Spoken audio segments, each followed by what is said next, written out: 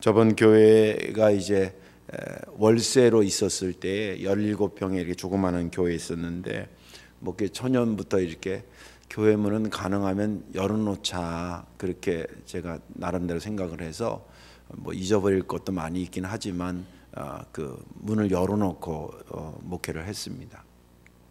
어느 날 새벽에 교회를 나갔는데 그 당시에 뭐 새벽기도 해봐야 교인 한두 명 올까 뭐 이럴 때인데 웬 40대 한 초반인가 아무튼 그런 남자가 이렇게 앉아 있는 거예요.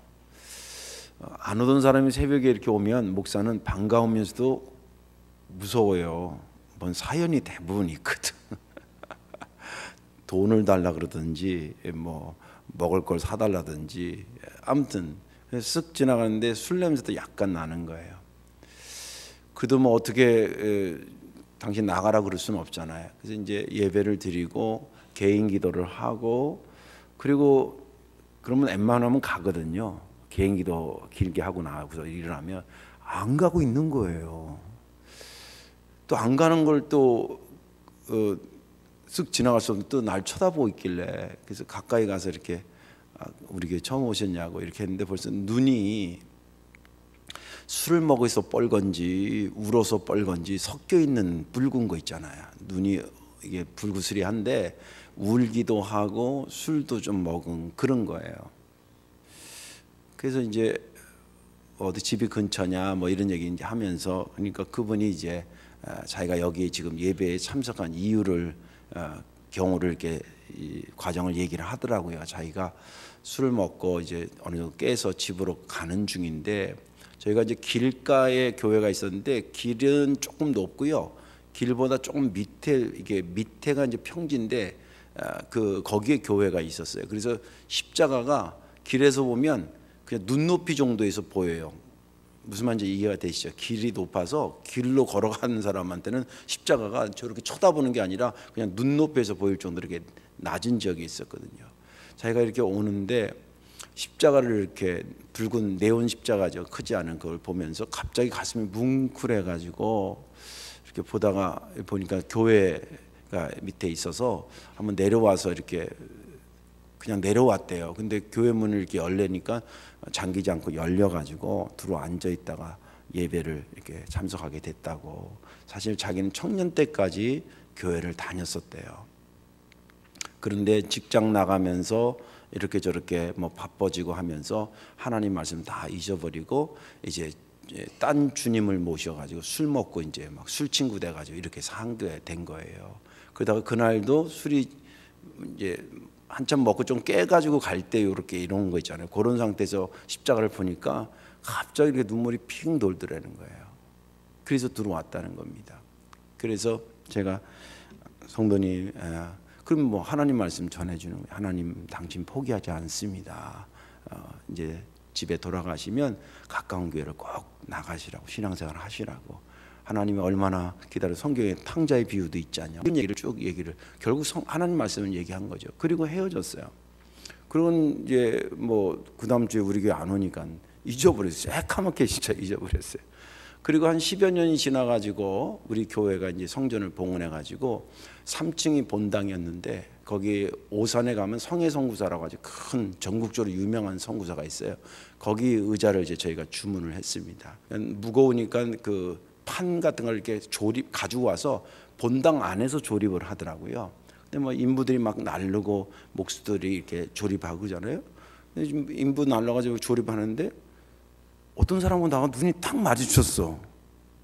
근데 그 사람도 안면이 있는 것 같고 나도 안면이 있는데 갑자기 어디서 봤는지가 생각이 안 나는 거예요. 익숙한데. 그리고 막 컴퓨터를 돌려보니까 그 새벽 기도 때 술 먹고 만난 사람이에요. 그래가지고 그 정도에 이제 그 사람도 나를 이제 기억을 했나 봐요. 막 반가워 저번에 그 사람 아니냐니까 그렇다는 거예요. 그래서 하는 말이 목사님하고 그때 하나님 말씀 잠깐 듣고 집에 돌아가서 많은 고민을 했대요. 그래서 하나님께로 다시 돌아가야 되겠구나. 말씀으로 돌아가야 되겠구나. 근데 현재 직장 가지고는 좀 힘드니 하나님 저에게 주의를 잘 지킬 수 있는 직장을 주시옵소서. 그렇게 기도하던 중에 성의 선구사가 자리가 나와서 좀 목수 기술이 있었나 봐요. 성에 선구사니까 주일날 일하겠어요, 안 하겠어요? 확실히 안 하지. 그래서 거길 다니면서 이제 마치 우리 교회 납품인데 그 교회인지 왜냐하면 교회가 위치가 달라졌으니까 했는데 딱 보니까 그래서 너무 반갑다고 그렇게 인사를 나눈 적이 있습니다. 말씀을 잃어버린 세대에게 대안은 역시 하나님의 말씀입니다.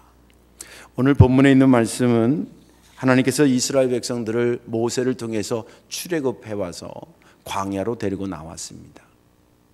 광야로 데리고 나와서 그들을 시내산 자락까지 데려온 다음에 성상 이제 신학자들은 한 2-3개월 정도 걸렸다고 봅니다.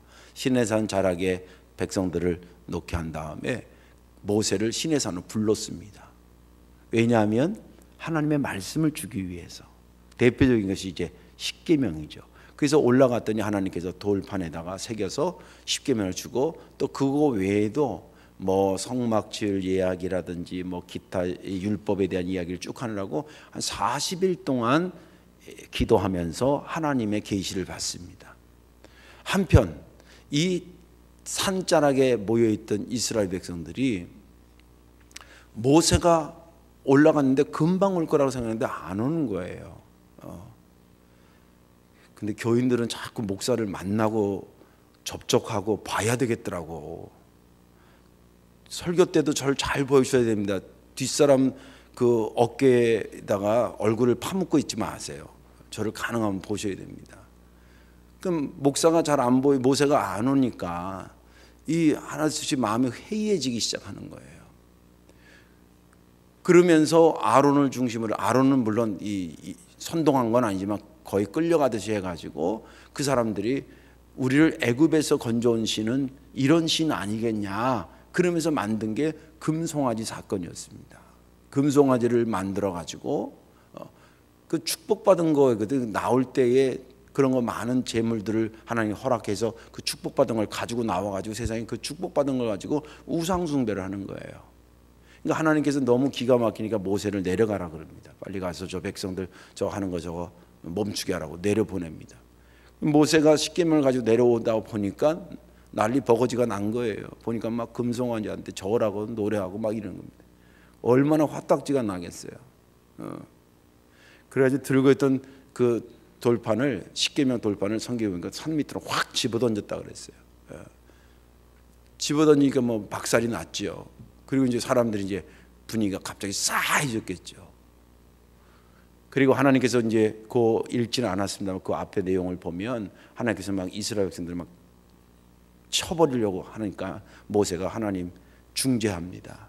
그래서 하나님 마음이 잘 다스려지신 다음에 모세를 다시 시내산으로 불렀어요. 그 내용부터가 오늘 본문의 시작입니다. 왜 불렀냐면 다시 말씀을 주기 위해서. 그래서 이번에는 네가 돌판을 내가 저번에 만들어준 것 같이 똑같이 2개를 잘 다듬어 가지고 그리고 올라와라. 그래서 올라갔더니 하나님께서 이제 나타나기 시작하시는데 성경에 보니까 막 구름이 이렇게 쭉 끼면서 음성이 들리면서 하나님이 나타나기 시작하셨습니다.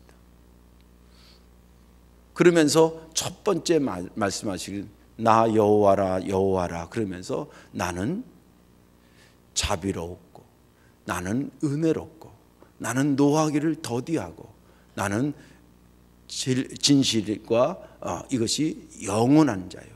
또 은혜를 베풀 때 1000대까지 베푸는 자요. 그리고 그러나 그들이 하나님 말씀을 어기면 징계하고 벌을 허락하는데 3-4대까지 하리라. 1000대와 3-4대는 비교가 안 되죠. 그러니까 은혜가 크고 야단은 적게 치시는 하나님이다라고 하는 것을 소개합니다. 그 이야기를 듣고 모세가 거기에 바짝 엎드려서 경배하면서 하나님, 백성들이 죄를 짓고 저도 죄를 졌습니다. 우리를 용서하시고 우리들의 모든 것을 흠양하셔서 받아주시고 그러셔서 우리로 하여금 가나안 땅에 가는데 우리랑 동행하여 주옵소서. 하나님 영광 받으시옵소서. 그리고 바짝 엎드려 기도하는 장면까지가 오늘 본문에 있는 말씀입니다. 저는 지난 주간에 이 본문을 읽으면서 제가 은혜 받은 것은 그겁니다. 하나님 말씀을 허락했는데 1차적으로 허락했는데 그 말씀을 어기는 백성에게 뭐가 그리 예뻐가지고 또 다시 말씀을 주시냐 이 말이에요. 어떻게 야단치고 끝내버리지 라는 생각이 드는 거예요. 그런 생각을 깊이 묵상하면서 저도 회개가 되기도 하고 목회의 자세도 갖춰지게 되고, 그러면서 이 말씀이 은혜가 되면서 하나님의 마음을 이렇게 느끼는 것 같아서 그게 은혜가 됐습니다. 오늘 이 말씀에 은혜 받으시고 말씀을 잃어버린 세대에 그리고 다시 말씀을 허락하시는 하나님의 그 마음과 성품을 받아들이면서 저와 여러분들이 하나님 말씀을 들을 기회에 귀를 기울이고 심혈을 기울여 듣는 거룩한 습관이 생겨지기를 주님의 이름으로 축원합니다. 왜 하나님은 말씀을 잃은 세대에게 다시 말씀을 주시는 것일까? 첫째는 하나님의 말씀이 절대적인 대안이기 때문입니다. 하나님의 말씀이 절대적 대안이기 때문입니다. 오늘 본문 1절에 보면 이렇게 기록이 되어 있잖아요. 여호와께서 모세에게 이르시되 너는 돌판 둘을 처음과 같이 다듬어 만들라. 네가 깨트린 처음 판에 있던 말을 내가 그 판에 쓰리니. 1절에 처음이라는 단어를 2번 씁니다. 지금 이건 2번째인데 첫 번째 했던 것을 다시 당신께서 쓰시겠다라고 하는 것을 강조하기 위해서 처음이라는 말을 2번이나 쓰신다는 거예요. 비록 이스라엘 백성들이 타락한 백성이지만 나는 그들에게 다시 말씀을 허락하는 여호와다라고 하는 것을 기록하고 있는 것입니다. 정말 하나님의 말씀은 하나님의 말씀을 잃어버린 이스라엘 백성들에게 절대적 대안이 되는 것일까? 대답부터 얘기하자면 절대적 대안이 된다는 것입니다. 그 이유를 한번 살펴보면 그 하나님의 말씀을 주신 시점부터 이해를 하면 쉽게 이해가 풀립니다. 하나님께서 이 율법을 주실 때 애굽에 있을 때 준 것이 아니라 이스라엘 백성들이 출애굽을 했습니다. 그리고 출애굽한 백성은 가나안 땅에 가야 됩니다. 우리로 말하자면 우리가 예수를 믿었어요. 예수 믿고 이미 구원은 받았으나 주님 나라 갈 때까지 40년, 50년, 몇십 년 살다가 가야 되잖아요. 이 과정을 이름하여 광야와 같은 시대를, 교회를 그래서 광야 시대라고 얘기를 합니다. 교회 시대를. 예수 믿고 여러분들 교회 생활 하잖아요. 이 광야 시대로 보는 겁니다. 여기로 나와가지고 이제 출발하려고 하는 사람들에게 주는 겁니다. 광야라고 하는 것은 저번에도 얘기했지만 여러분 사막과 광야는 달라요. 사막은 비가 와도 쭉 흡수가 되기 때문에 농사를 못 짓습니다. 근데 광야는 그냥 땅은 땅이에요. 흙은 흙인데 비가 안 와가지고 싹을 못 틔우는 거예요. 거기는 비가 오면 싹을 틔울 수 있는 땅을 광야라고 그러고 비가 와도 흡수돼가지고 없는 것을 사막이라 그래요. 근데 여기는 이제 광야예요. 광야는 비가 안 오는 게 특징입니다. 비가 안 오니까 농사에도 지을 게 없죠. 그러니까 사람이 살아야 못 살아요. 사람이 안 살아요. 사람이 안 사니까 길이 필요해요? 필요치 않아요? 길이 없는 거예요. 그런데 거기를 통과해서 가려고 그러면 반드시 누군가는 그것을 인도해야지만 그 광야를 통과해 갈 수가 있어요. 지금도 마찬가지입니다. 지금도 그 광야 지역이 이스라엘 비롯해서 몇 군데 있고 그러는데 아프리카 쪽에도 있고 뭐 사막도 있고 그런데 여행 잘못 갔다가는 죽어요. 그래서 반드시 그 지역 사람의 가이드를 따라가야 됩니다. 예. 아무튼 그런데 그렇게 따라가야 된다는 것을 누구보다 누가 잘하시냐면 하나님이 잘하셔요. 그래서 이 광야를 잘 통과해 갈 수 있도록 하나님이 그 가이드라인을 제시한 게 뭐냐면 가시적으로는 구름 기둥과 불 기둥이었어요. 그걸 따라가면 되니까 구름 기둥과 불 기둥이고 또 누군가를 따라가야 되잖아요. 지도자와 같은 사람을 모세와 여호수아를 세워줬어요. 아론도 거기에 포함되는 사람이지만 아무튼 대표적으로 모세와 여호수아를 세워줬어요. 그죠? 지도자예요. 그리고 영적으로 그것을 이끌어가는 것은 뭐였냐면 성막과 말씀이었어요. 광야 동안에 이것을 바로 잘 찾아가야 되기 위해서는 구름 기둥과 불 기둥, 지도자를 세우기는 모세와 여호수아, 그리고 영적으로 하나님의 초점을 맞춰서 가는 것도 하나의 가는 것 아니겠어요? 가나안 땅이라는 것이 단순히 지역적인 것이 아니라 하나님의 나라의 개념이라고 본다면 그 하나님의 나라에 이르려고 하는 내 믿음의 자세들을 다스리는 것이 뭐냐면 성막, 오늘날 말하는 교회와 하나님의 말씀이었단 말이에요. 근데 지금 금송아지 사건은 어떻게 생긴 사건이냐면 하나님의 말씀, 다시 말해서 가나안 땅에 가야 될 지도와 같은 하나님의 말씀을 잃어버려서 생긴 사건이에요. 이해가 되시죠? 그러면 지도를 잊어버렸어요. 그러면 그 지도를 잃어버린 사람한테 다시 제시할 것이 뭐예요? 지도예요. 예수 믿는 거 싫다 그래가지고 나간 사람한테 대안이 그럼 네 맘대로 살아라, 이것은 대안이 아니에요. 예수를 싫든 예수님을 배제하든 그 사람한테 다시 제시할 것이 뭐냐면 예수님을 잃어버린 사람에게 제시할 수 있는 것은 예수님이에요. 말씀을 잃어버린 사람에게 그 말씀 잃어버렸으니까 당신 마음대로 사세요, 당신 뜻대로 사세요. 그것은 그를 정말 사랑하고 그를 위해서 품에 품고 있는 부모라고 그러면 그렇게 얘기하면 안 돼요. 그 사람이 그 말씀을 다시 품지 않는 것은 그 사람 몫이지만 그래도 다시 그 사람한테 품었도록 가르쳐 줄 것은, 줘야 될 것은 뭐냐면 말씀이었다는 거예요. 즉 말씀을 잃어버린 금송아지 하는 것은 하나님 말씀을 잃어버린 세대를 상징하고 있는데 그 사람들에게 제시할 수 있는 것이 다른 것이 아니라 하나님의 말씀이었다는 거예요. 그래야 이 말씀은 인생의 지도와 같은 건데 그 인생이 가나안 땅에 하나님 땅에 무사히 도착해야 되는 거 아니겠어요? 근데 그 말씀인 지도를 잊어버린 거예요. 그러다 보니까 자연히 어떻게 그 말씀의 지도인, 그 인생의 지도인 말씀을 다시 그에게 제시할 수밖에 없었던 것입니다. 이것은 성경뿐만이 아니라 교회 사회 연구도 보면 많이 나와요. 대표적으로 예를 들자면 올해가 작년이 그 종교개혁 500주년 행사가 크게 있었잖아요. 1518년에 루터를 중심으로 해서 종교개혁을 일으켰는데 요지는 간단해요. 캐톨릭, 자기가 몸담고 있는 기독교죠. 몸담고 있는 거기에서 구원에 대한 이야기를 성경과 다른 얘기를 하고 있다는 거예요. 이유는 간단해요. 그 그렇게 얘기한 교황이 믿거나 추기경이 믿거나 이게 아니에요. 오직 의인은 없나니 또 오직 예수로 구원받는다는 얘기가 성경에 분명히 기록되어 있는데 구원받을 이름을 다른 이름을 내게 주지 않았다고 성경은 기록하고 있는데 다른 이름이라든지 다른 행위가 구원에 포함될 수 있다라고 자꾸 얘기하니까 이건 아니잖아요. 그럼 예수님이 십자가에 달려 죽을 이유가 뭐가 있어요? 그냥 네가 알아서 다 천국 오라 그러면 되지. 그렇잖아요. 그렇게 안 되니까 주님을 보내고 그 사실을 성경을 통해서 성령 안에서 기록해서 우리에게 주신 말씀인데 이것이 시간이 지나고 상황이 바뀌었다고 해서 구원에 대한 이야기를 이리 바꾸고 저렇게 바꾸고 그러면 되겠어요? 우리가 교회 지을 기회가 됐는데 예를 들자면 구원 받으려면 건축공고를 많이 해야 구원받는다고 이렇게 말 습관만 바꾸면 되겠어요? 안 되는 거지. 헌금이 모자르면 모자르는 대로 느껴지면 되는 거지 진리의 말씀을 왜곡시킬 수는 없는 거 아니에요.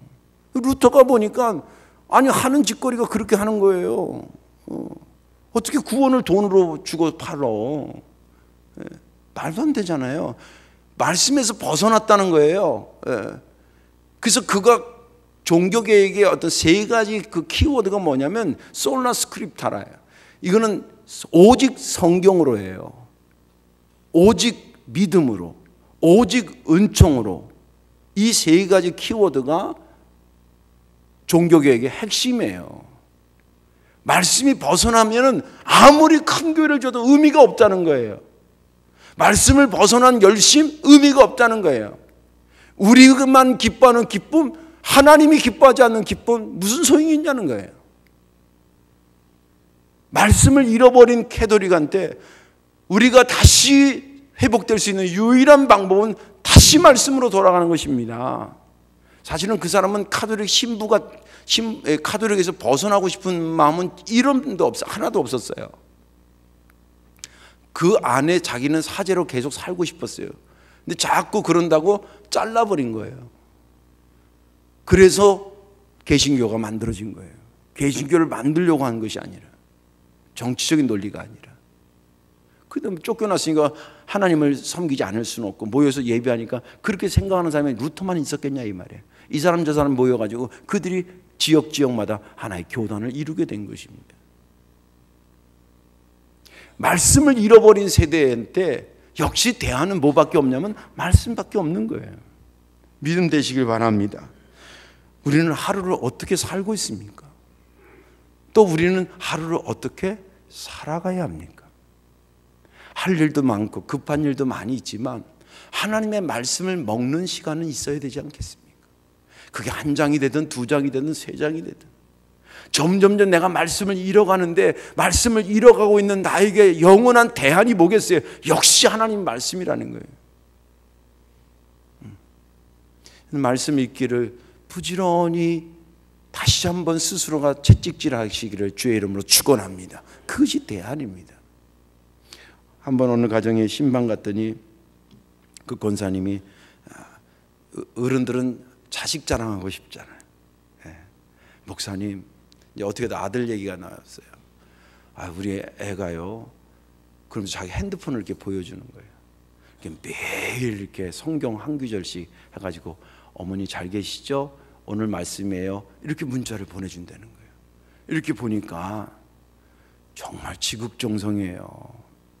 누군지 궁금하죠? 궁금하면 목양실로 오세요. 제가 가르쳐 드릴게요. 물론 어머니랑 떨어져서 하니까 늘 아들이 어머니가 안부가 걱정스럽잖아요. 뭐 일반적으로 어머니 식사하셨어요? 이렇게도 할 수 있지만 그냥 아침 일찍 한 7시면 여지없이 온대요. 그래서 자기가 말씀을 안 볼래야 안 볼 수가 없다는 거예요. 할렐루야. 말씀을 통해서 그 말씀을 보면서 우리 아들이 자기를 이렇게 생각하고 그러니까 나도 성경 봐야지. 그 말씀 묵상하기도 하고 다른 성경도 보고 그런다는 거예요. 말씀을 잃어버린 세대에게 대안이 말씀이기 때문에 주님은 그들에게 다시 말씀을 주셨던 것입니다. 두 번째 이유는 뭐냐면 다시 품어주시는 하나님의 성품을 깨닫게 하기 위해서였습니다. 나 여호와는 다시 품는 하나님이라는 것을 그 성품을 그들로 하여금 깨닫게 하기 위해서 다시 말씀을 주셨다는 거예요. 오늘 본문 6절을 보면 여호와께서 그의 앞으로 지나가시며 선포하실 때 여호와라 여호와라 자비롭고 은혜롭고 노하기를 더디하며 인자와 진실이 많은 하나님이라. 이 6절을 분석하고 묵상하기 전에 먼저 생각해야 될 것이 하나 있습니다. 이것은 뭐냐면 하나님께서 그렇게 말씀하시게 된 것은 돌판을 가지고 다시 올라오라는 거예요. 내가 다시 너희들에게 첫 번에 했던 것을 그대로 써주고 싶어서 그렇다는 거예요. 그러면 여러분 보세요. 돌판을 이렇게 두 개를 가지고 와라. 신에서는 올라와라. 그래서 가지고 올라갔어요. 구름이 쫙 끼더니 하나님의 음성이 나타나기 시작했어요. 그러면 문장 흐름상 자비롭고 은혜롭고 이 말보다는 어떻게 가야지 이 글로 쓴다 그러면 문장 흐름상 이래. 구름 가운데 여호와 하나님께서 운행하여 말씀하시되 첫째 나 외에 다른 신을 섬기지 말라. 십계명을 쭉 읽어주시는 거예요. 왜? 지금 그거 써주겠다고 올라오라 그랬으니까 올라와서 모세가 순종하자 그 돌판에 하나님께서 말씀하여 새겨주시기를 첫째 나 외에 다른 신을 섬기지 마라. 둘째 이렇게 가야 돼요. 근데 오늘 본문은 그렇게 기록이 되지 않아요. 그가 돌판을 써가지고 하나님 올라오면서 쭉 올라갔더니 구름 가운데 하나님께서 움직여서 쭉 운행하시면서 처음 딱 나온 말이 나는 자비롭고 은혜로우며 노하기를 더디하는 자라 인자와 진실이 많은 자요. 이렇게 기록된 그렇게 말씀하시는 거예요. 왜 하나님께서 난데없이 그 계명을 써주겠다고 다시 올라오셔가지고 지금 쓸 거를 기대하고 있는 이 모세한테 그 내용을 다시 쓰진 아니하시고 왜 당신의 성품에 대한 이야기를 하고 계시는 걸까? 궁금하지 않겠어요?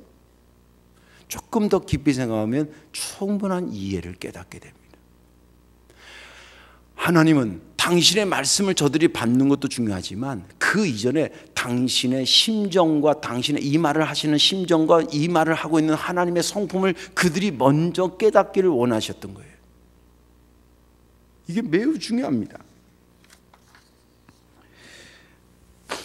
그리고 나서 하나님의 성품을 한번 쭉 보면 하나님은 하나님 말씀을 다시 주실 그럴 성품이 충분하신 분이구나, 그렇게 깨닫게 되는 거예요. 그분의 소개하신 당신의 성품을 잠깐 좀 소개하려고 그럴게요.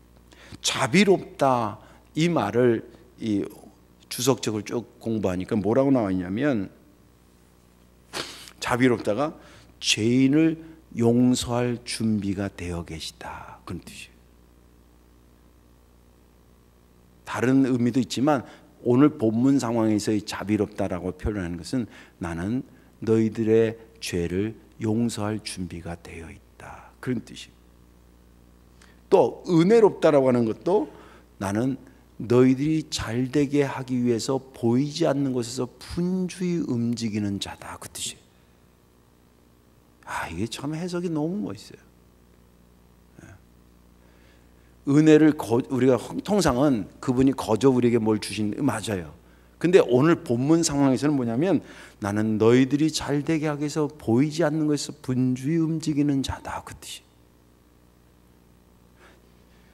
노하기를 더디한다, 이 말은 뭐냐면 영어성이 참 재밌게 쓰여 있어요. long suffering 돼 있어요. 고통이 길다, 이 말이에요. 이 말은 무슨 말이냐면 누가 나를 확 열받게 해. 그러면 가장 편한 것은 그 열받는 열을 다 쏟아내면 편해. 이러면서 확 쏟아보면 가장 편해. 응? 근데 확 쏟아붓지 않고 좀 더 기다려보자. 그러니까 그 열이 누구로 들어와? 나한테로 막 들어와. 응? 그래서 내게 고통인데 그 고통이 길다, 이 말이에요. 한 번 참으면 한 고통인데 두 번 참으면 두 고통이 되고 세 번 참으면 세 고통이 되는 거예요. 그래서 긴 서퍼링이라는 거예요. 그리고 그것을 왜 그렇게 하시냐고 해석을 보니까 뭐냐면 회개할 기회를 준다는 뜻이에요. 회개할 기회를 준다. 그리고 징계를 하더라도 꼭 필요할 때만 징계한다, 그 뜻이 노하기를 더디하는 이유라는 거예요. 또 인자와 진실이 많다, 이 말은 죄인이라도 넉넉히 주신다, 이 뜻이에요. 이게 참, 그럼 죄인 막 죄지어도 되냐, 그게 아니라 비록 죄인이라도 일단 야단치기 전에 충분히 먹이고 야단친다, 그 뜻이에요. 근데 엄마 아빠가 애들 야단치는 거하고 할아버지가 애들 야단치는 게 방법이 달라요. 엄마는 딱 오자 직반응인데 할머니는 먹이고 야단쳐. 응? 야단쳐도 품에 끌어안고 야단쳐. 에이, 그렇게 하면 되겠어. 안 할게. 그래, 다음부터 그렇게 하지 마. 그런데 저부터도 우리 애 야단칠 때는 내가 할아버지 되면 그럴 것 같아요. 근데 똑바로 이게 이렇게 같아요. 근데 여기 인자와 진실이 풍부하다는 의미는 그런 겁니다. 죄인이라도 일단 넉넉히 준다, 그 뜻이에요. 자, 보세요. 자비로워서 죄인을 용서할 준비가 되어 있다. 은혜로워서 안 보이는 데서 너 잘 되기를 위해서 내가 분주히 움직인다. 노하기를 들어 내 고통이 점점 길어지는 걸 내가 느끼고 있다. 회개할 기회를 준다. 내가 심판하더라도 꼭 필요할 때만 징계한다. 그 다음에 인자와 진실인 내가 너를 죄인이라도 넉넉히 준다. 이런 하나님이라고 하는 것을 다시 말씀을 주면서 나타내고 있다는 거예요. 다시 말씀을 주면서. 여러분들, 이스라엘 백성들이 하나님의 그 좋은 성품을 아는 것이 그럼 그렇게 중요했을까? 굉장히 중요했던 것입니다. 왜냐하면 여러분들, 하나님 말씀을 다시 주는 거예요. 그런데 다시 줄 때는 다음에는 꼭 잊어버리면 안 된다는 거예요. 첫 번째는 잃어버렸지만 두 번째 줄 때는 꼭 잊어버리지 말라고 하니까 꼭 필요하니까 다시 주는 거 아니겠어요? 근데 사람이 그러냐고. 사람이 그러냐고. 하나님이 다시 말씀을 주면서 내가 이 어떤 마음으로 너한테 주는 건지 아니? 그래서 그 듣는 사람이 그것을 명령으로만 듣지 않고 그것을 말하시는 하나님의 심정과 성품과 섞어서 그 말씀을 들으면 그렇지 않은 사람보다 훨씬 마음에 잘 간직하고 있는 거예요. 이제 문학적으로 얘기하면 글이라는 것도 그런 거거든요. 장르가 있어요. 시인지 소설인지 에세이인지 이런 장르가 있어요. 그렇게만 가지고 읽을 수도 있어요.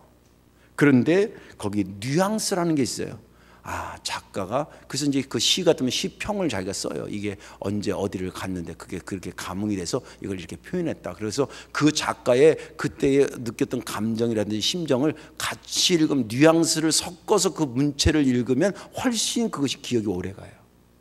성경도 마찬가지입니다. 성경도 장르가 있어요. 뭐 시편에 시가서도 있고 역사서도 있고 또 성문서도 있고 그 여러 분류가 있는데 예를 들면 우상 숭배하지 마라. 이걸 명령으로만 들을 수 있어. 우상 숭배하지 말래. 절하지 말래. 저 우상들한테 절하지 말래. 그렇게만 들을 수 있어요. 그런데 왜 이 이야기를 하나님은 하신 것일까? 는 것랑 섞어서 그 얘기를 듣는 거예요. 하나님 우리를 잘 되기를 원하는데 엉뚱한 것에 가서 빌고 그것이 너를 망하게 만드는 거기 때문에 그렇게 하지 말라고 그래서 나에게 이 말을 하셨구나. 이렇게 하면서 우상숭배라는 단어를 들으면 명령을 들으면 훨씬 더 잊어버리지 않는 거예요. 나는 너희들이 말씀을 잊어버려도 다시 내가 너희들에게 사랑해서 다시 말씀을 주는 나 여호와야. 나는 그런 은혜로운 하나님이야. 나는 그런 자비로운 하나님이야. 너희들이 설령 그것을 역용해 먹는다 하더라도 나는 너희들에게 다시 말씀을 주는 여호와야. 그것을 그들에게 보여주고 싶었던 것입니다. 그래서 하나님의 성품과 함께 그 말씀을 다시 주고 다시 받는 이스라엘 백성들이 하나님의 성품과 그 심정을 헤아려 알기를 원하셨던 것이죠. 이제 말씀을 정리합니다. 하나님은 기본적으로 우리가 복된 인생이 되기를 원하십니다. 잘 되기를 원하십니다. 아멘. 이스라엘 백성들을 건져낸 것은 광야에서 죽여버리려고 건져낸 게 아니잖아요. 가나안 땅에 가는 과정에 광야가 있었던 것이죠. 물론 어렵고 힘든 건 알았습니다. 그러나 하나님께서 그냥 광야로 데려온 다음에 당신 손 들고 끝난 게 아니라 아까도 말한 것처럼 그들을 잘 인도하려고 구름 기둥과 불 기둥도 준비하고 또 영적인 지도자 모세와 여호수아 그들의 인생은 얼마나 불쌍한 거예요. 사실은 헌신적으로 보면 얼마나 딱해요. 그들을 인도하느라고 정말 죽을 고비를 넘겨가면서 기도하면서 이들을 이끌어가는 사람을 세우시고 그리고 신앙생활을 온전히 해서 하나님 나라 들어가느라고 성막과 말씀을 주셨던 것입니다. 하나님은 기본적으로 우리가 이렇게 잘 되기를 원하셔요. 그래서 말씀을 생명의 대안으로 다시 허락하시고 그리고 말씀을 잃어버린 그들에게 다시 당신의 성품을 일으켜 세우시고 보여주시면서 그들을 계속 품에 안고 끌고 가시는 것입니다. 여러분들 그런 하나님의 우리를 향한 사랑과 은혜를 기억하셔서 말씀을 들을 때마다 하나님의 사랑을 느끼기를 주의 이름으로 축원합니다. 가볍게 듣지 마시고 이 말씀이 나를 살리는 생명의 대안이라는 믿음을 가지고 다시 주시는 하나님의 사랑에 다시 한번 말씀에 귀를 기울여 사는 저와 여러분들 되시기를 주님의 이름으로 축원합니다. 기도하겠습니다. 사랑과 은혜가 많으신 아버지 하나님, 들어도 잊어버리는 저희들의 얄팍한 모습을 주님 앞에 고백합니다. 그래 너무 감사한 것은 우리를 내치지 아니하시고 우리들에게 다시 말씀을 허락하사 이것이 생명의 대안임을 제시해 주시고 나 여호와는 너희들을 향해 자비롭고 은혜롭고 노하기를 더디하는 인자와 진실이 풍부한 하나님임을 나타내 주신 하나님, 그러므로 말씀을 한 번이라도 더 기억나게 하신 하나님, 감사와 영광을 돌리옵나이다. 자주 듣는 설교라, 자주 듣고 맨날 읽는 성경이라 식상해 여기지 않게 하시고 한 구절을 한 장을 볼 때마다 하나님의 사랑을 깊이 경험하는 우리가 되게 하여 주옵소서. 감사드리며 예수님의 이름으로 축복하며 기도하옵나이다. 아멘.